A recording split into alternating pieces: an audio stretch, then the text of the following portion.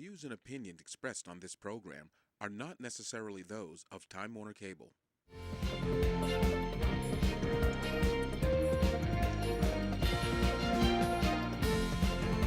Hello and welcome. Welcome to The Bottom Line. My name is Dana Connors and I'm pleased to be your host for this program brought to you by the Maine State Chamber of Commerce. Today, as in the past programs, we're going to be taking a look at an issue that affects the lives of our people and their livelihood. And today we're going to be examining one that's been around before, maybe in a little different form, but nevertheless, it's seen a lot of attention in the past several years. And in spite of an effort to do something, to want to do something, we've always come up just a little bit short. Well, that issue, of course, by now, you know what it is. It's tax reform. And it's been put forward this year by our governor, Governor LePage, in a very comprehensive way. And I have our special guest here today to help us better understand how is this different from the past, what's good about it, why does this go a long ways towards helping our people and our economy, and maybe, if time allows, what do we need to do to deal with some of the issues that will come forward as this gets discussed. Again, let's turn to our guest, Richard Woodbury. We know him as a former legislator, both in the House and the Senate, and one who has been very deeply involved in tax reform, widely respected for your leadership in that issue. And Dick, I'm very grateful that you're here with us today. As an economist, this issue we know to be near and dear to your heart. So I've worked on it a lot. It's great you to be have here. indeed, and we're very happy that you have. For purposes of disclosure, I do need to share with our viewing audience today that the State Chamber has considered tax reform a high priority. And frankly, we have engaged a process using Dick Woodbury to help us understand better the features, the positive issues that are associated with the tax reform. We've even testified, as this process has begun, in favor of the concept. There's a lot we like about it, but we also understand there is much we need to know about it in its completeness. And today we want to do just that. But I want you to know that as we get into the discussion. So Dick, let's start with the beginning. We've tried tax reform before. Why is it such a hot issue? Why does it have the priority that it does? Well, our tax system hasn't been updated for, I don't know, at least 30 years. And relative to other states, we have a very high income tax, which raises concerns about our competitiveness, the competitiveness that our economy can be when our income tax is so high. But we've also had a lot of evolution of Maine's economy over time, from a largely manufacturing, product-based economy to one in which services are a lot more common. And meanwhile, our tax code has remained stagnant. And if anything, we've added to it more and more exemptions and special treatments, which makes it really hard for the tax system to work well. So there's been a need for reform for some time, I think. And politically, it's been difficult. Yeah. Past governors have been reluctant, I think, to take it on aggressively. So I think it's an exciting time that we have a governor this time that's very interested in trying to achieve some significant substantive change. That's for sure. He's not a silent participant in this. He's put forward a very bold plan. He's both the architect as well as the advocate. So what's good about this plan? How does it go forward in dealing with some of the very issues that you just spoke of volatility, of exportability and that type of thing? How does it go about to create a positive impact? Yeah, and the basic thrust of this plan, and there are certainly components that are different from past tax reforms, but the basic thrust is one that weights Maine's tax code less heavily on income tax and more heavily on sales tax. And there are a number of reasons that that I think that's a good idea. One is, as we've said, that our income tax is very high and can be anti-competitive. But Maine is also a state that has a lot of non-residents who spend time here, and I really mean a lot. It's over 20 million vacationers who come to Maine as vacation land. It is huge numbers of second homeowners who have their primary homes and jobs in other states, but come to a lake house or an ocean house or a ski house. So they spend a lot of time here.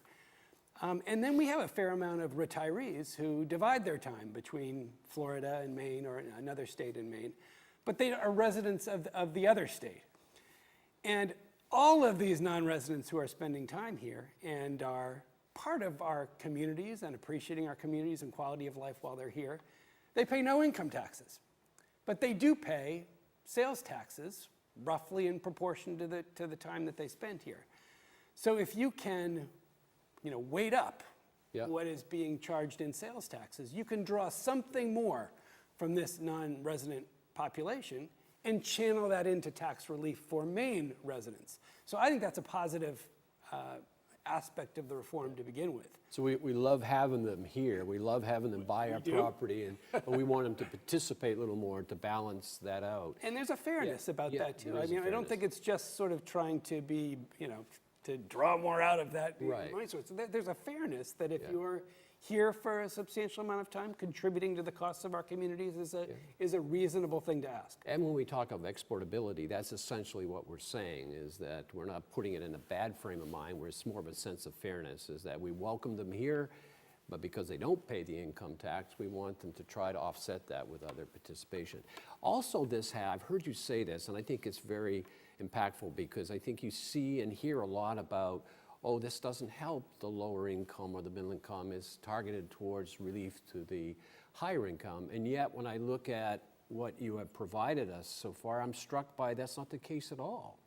Yeah, and in some ways, this plan is distinctly targeted toward tax relief to lower and middle income Maine people. And How does that work? Yeah, How does yeah. it So work? there's a couple of features, for example, in the income tax reform that have not been so strongly parts of earlier packages. And the key thing is a very large amount of money that can be earned before you owe any tax in Maine. And it's a bigger amount of money than is in the federal tax code. It's a bigger amount of money than in any other state I know about. Basically the first $20,000 for a single filer household, or the first $40,000 for a dual joint filing household, or if, for example, you're a family of four, it would be the first $48,000. All of that is exempt from taxation at all under the governor's new plan. So the effect of that is to, among low and even some middle income families in Maine, it's going to eliminate them from paying income tax at all. And even for, well into middle income families, that level of the exemption is going to keep their taxes quite low, and it's going to be a tax cut that really goes across the board. Yeah, and we know that in order to fund that decrease in the individual income tax from where it is today at 795 down to 5.75 over a course of 4 years, that's going to require revenue, which comes to us in the form of expanding the sales tax as well as increasing it from 5.5, which was set to expire but won't, to 6.5. Yet there are some who say that's regressive and that's going to hurt those people. But your argument says, contraire. Plus, isn't there a benefit within the program that helps offset that? Within the income tax, as I mentioned, there's the large exempt amount. Right. So, that keeps progressivity even in the basic income tax. But then for those in the lower income side who are being asked to pay more in sales taxes, there is a new sales tax credit that is being created that will actually send a check to households to help them pay for the additional sales taxes. So that tries to deal with the issue of regressivity that you're talking about.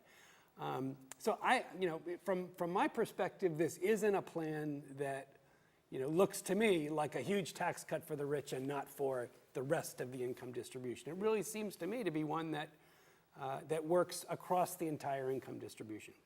Also, there's been a strong effort over the years to try to deal with something that we all know troubles us, and that is that because we have an income tax that's high by everyone's standards, is that we lose our citizens who reach a certain retirement age that move to a state like Florida that has no income tax if they live 6 months and a day. And while we lose their income tax, we also lose the dollars they put towards charitable contributions as well as our intellectual offerings they have to the state. This package recognizes that and says we're going to try to keep those who are looking to go to those places in the future from not doing that and staying here. How does that happen? Yeah, and this is another distinctive aspect of the governor's plan that has not been part of past tax reform and is reflective of his particular priorities here in helping seniors. Yeah. And so specifically in the plan is an exemption of $35,000 per beneficiary. So that could be a husband and a wife, $35,000 each, that is exempt from income tax on top of the other exemption. So, in my mind, there are some potential fairness issues with that, comparing a senior household with a non-senior household.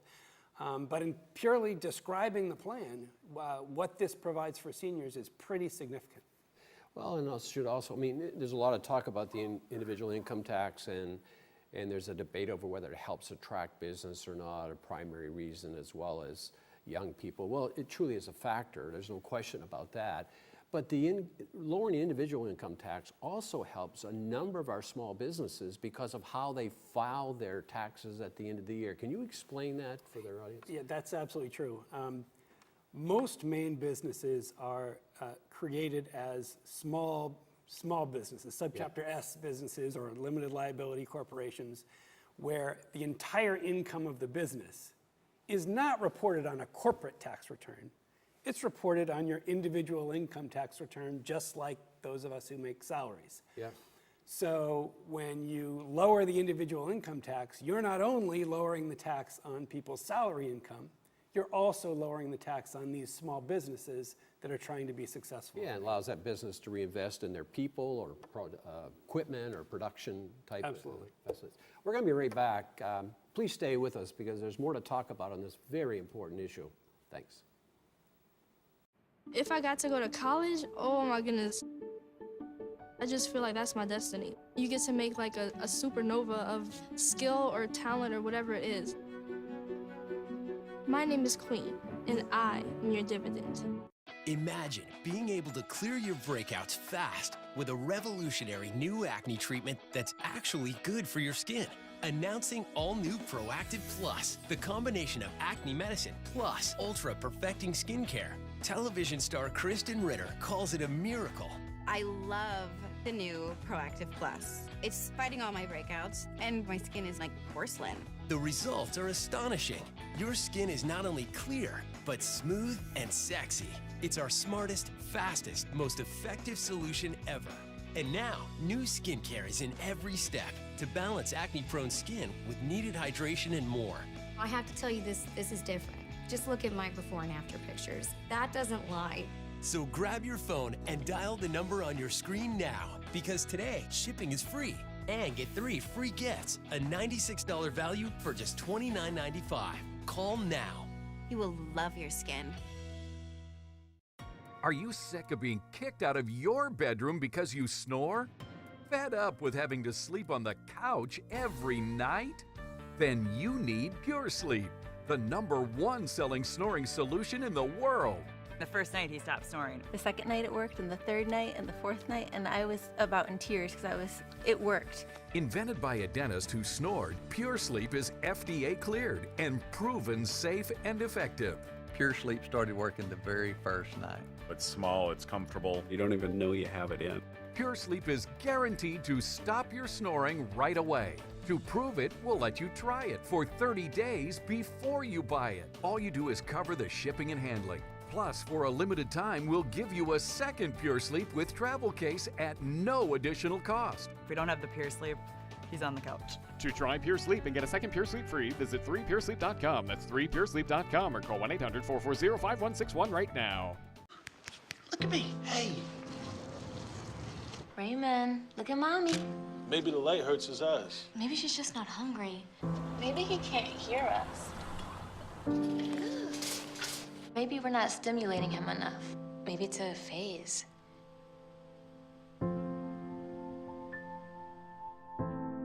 Avoiding eye contact is one early sign of autism. Learn the others today. The sooner it's diagnosed, the better. Maine is honored to be called home for over 150,000 veterans. Unfortunately, many eligible veterans are not aware of the benefits they so bravely earned. Hello, I'm First Lady Ann LePage. The Bureau of Maine Veteran Services is reaching out to veterans and their families who may be eligible for compensation and health care. Please call the number listed below to see if you may qualify. I thank you for your service to this great state and nation. Don't let the valuable benefits you have earned go unused.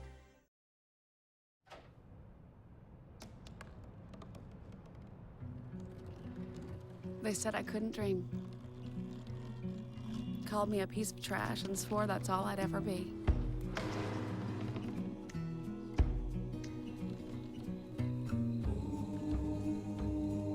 Said a bottle couldn't see the ocean.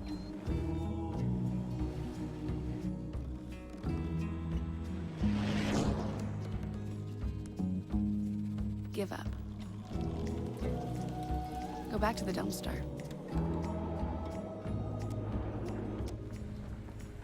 But I didn't listen. I made my way.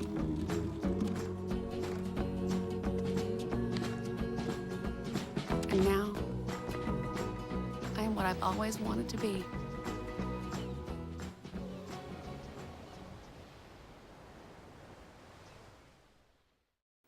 Welcome back. My name is Dana Connors. I am pleased to have with me today Richard Woodbury, a former legislator and economist, and has been a principal in every tax reform initiative in the past several years. And we've been looking at the governor's proposal, and we're going to shift our attention a little bit now in this second half, concluding half, to some of the issues as the legislature has begun their discussions. You start to hear more and more about this troubles me, that's a problem. What are you hearing? What are some of the things that you've uncovered that aren't, I don't think there's anything that should be described as a showstopper, because I think it's incumbent that we try to work through this. But it's also important to know, what are some of the things that we're hearing that we need to get our arms around if this is to be successful? Yeah, well, we've talked so far primarily about the income tax and the sales tax portions. Right. There is in the plan property tax changes as well, and those have turned out to be the more controversial, and with some reason. The intent of what the governor's proposed has been to, remove revenue sharing, which is money that state government sends to cities and towns to help with city and town budgets. Yep. And the governor's proposal has been to eliminate that, but in turn to use about the same amount of money that we've been spending on those programs for individually targeted relief programs. In other words, people with very high burdens of property taxes can apply for relief checks, was the old circuit breaker program. Right. And the governor's proposing to beef up that program a lot and spend nearly three times as much as has been spent already. So, rather than the broad relief that's going to cities and towns generally, that's helping all taxpayers, he's proposing to take that money and target it to individual resident homeowners who really need it. And so there's certainly a philosophical justification for what he's suggesting. The concern is that municipal governments feel that they depend on these distributions, some more than others, and that may well be an area that needs some adjustment to make municipalities feel that they can handle the adjustment of this overall reform package. So that's one of the pieces. Yep. Well, and that adjustment that you just ended your thought on, to me, seemed also the reason that perhaps he put out there taxing the nonprofit. He did. Not exactly a part of his tax reform package, but yet a way to relieve the municipality. He was trying to provide a tool for municipalities to gain some of the revenues back that was no longer coming from state government. And that, like revenue sharing, the revenue sharing piece of the package, the taxing of nonprofits has had a lot of pushback as well. There's a lot of concern about whether that's really a workable reform. And I think when the governor proposed it, he was probably thinking a lot about hospitals.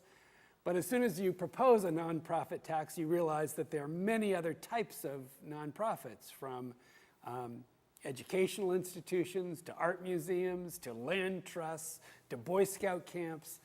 And the ability of different kinds of nonprofits really to be able to pay a tax like this, it's a question of whether this really could be workable. Yeah. I also noticed that doesn't get a lot of attention. Two things that I'd ask you to comment on is that one is the LD1 limits that the State Chamber was a part of several years ago.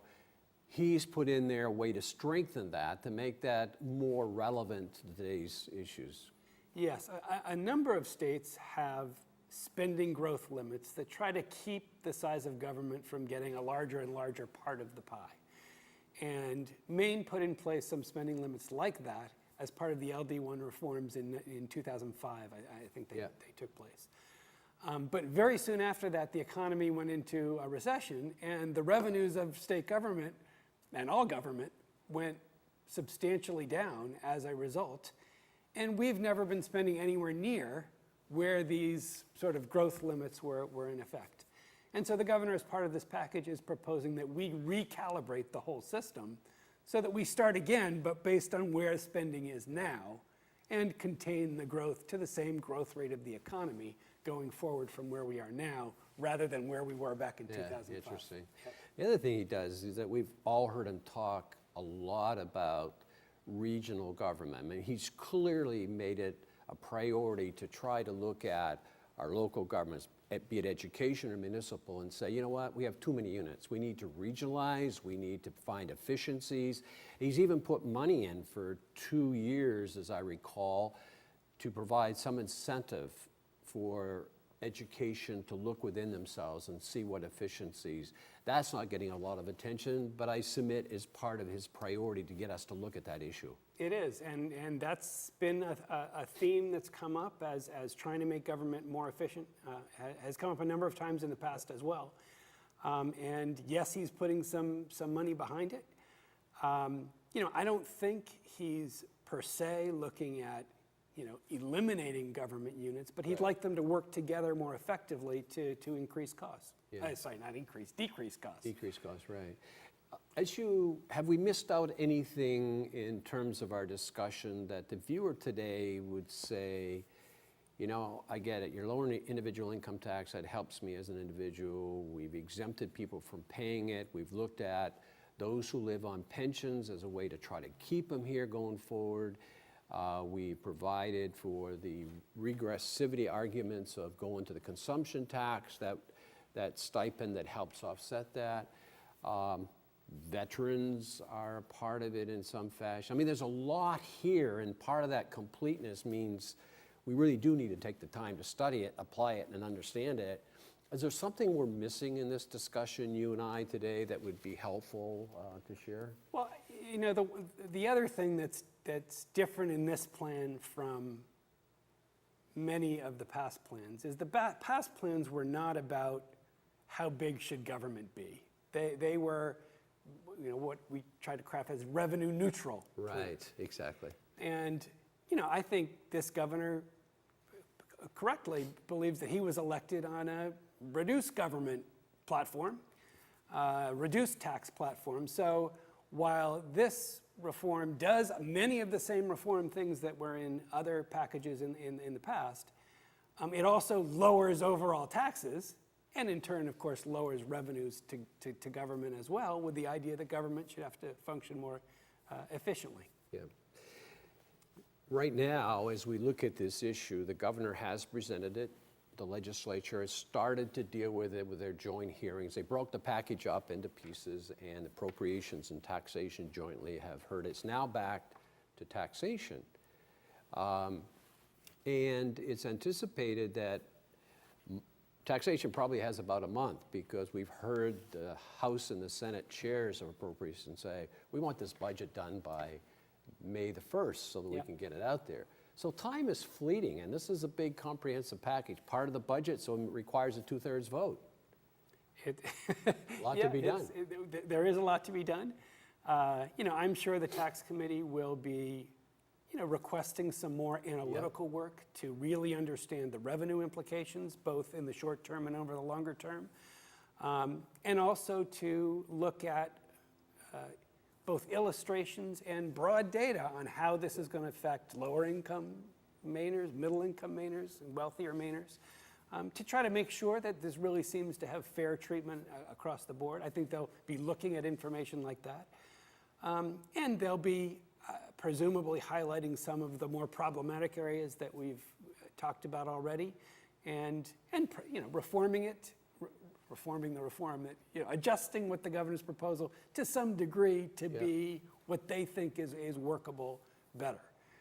You know what, that's probably what every one of us hope gets done, because that analysis, that understanding is certainly what's required for this to be successfully dealt with. We see how easy emotions can work itself into this debate, and how facts can help correct some of that. And I guess as we close out this segment, I first of all want to thank our very special guest, Dick. You've been marvelous, and I'm grateful that you're here to help us better understand this issue. The question is, what's next? What do we do now? Well, I think that depends to a large degree on what Dick has already said in his closing comment, but also on you and I. You see, the governor has shown strong leadership by bringing forward to the people of Maine a very comprehensive plan, and one that I think does a lot of positive features in it to help the individual, the business, particularly the small business, but also our economy. But yes, we have learned from examples of the past that tax issues are never easy.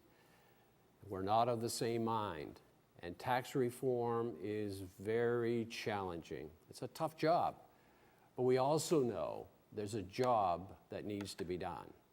Tax reform is not about accepting the status quo. What can we do about it? Well, I think this is what we can do about it. I think the governor, in presenting to the legislature, and the legislature sticking to their historical stance, would welcome our participation.